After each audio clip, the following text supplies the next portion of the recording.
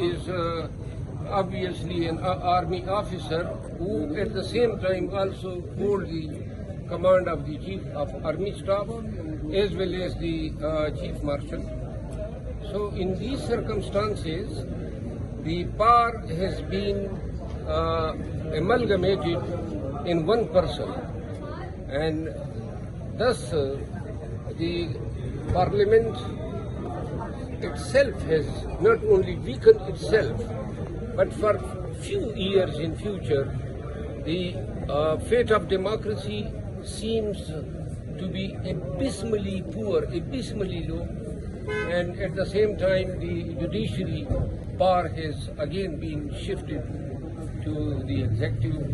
Again, a unique example in the Pakistan, in the world history, is the job of the executive is to administer, not to deliver justice, which is exclusively the job of judiciary. Again, the 60-year-old experience which was in fact introduced by the colonial powers after 1857 Battle of Independence, that was done away with by former President Musharraf in 2001, but under the pressure of the bureaucracy who want the same zenith and glory, the pomp and show, and in fact the power, so that they could have some nuisance value in the Pakistan system. So only to please them, to placate them, the judiciary, the parallel judicial system is being created, which is highly despicable. Apart from that, the authority vested in the Supreme Judicial Council of transferring the judges of the high courts.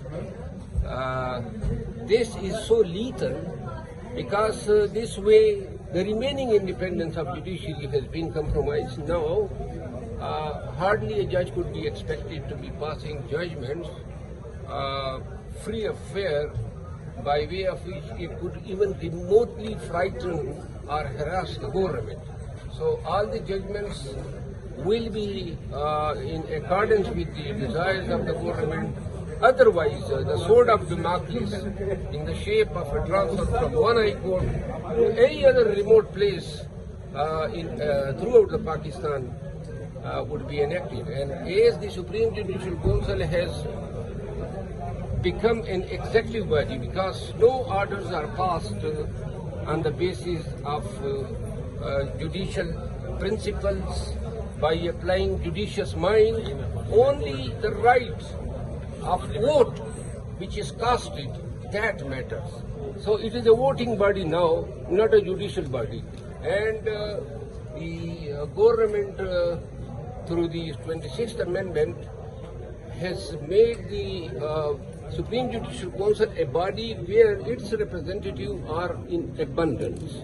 So this way, the justice system, the administration, the civil supremacy, and for that matter, the judicial independence, all through this single amendment has been compromised, and people of Pakistan in particular will encounter in the coming days enormous difficulties. The life will altogether be changed in Pakistan.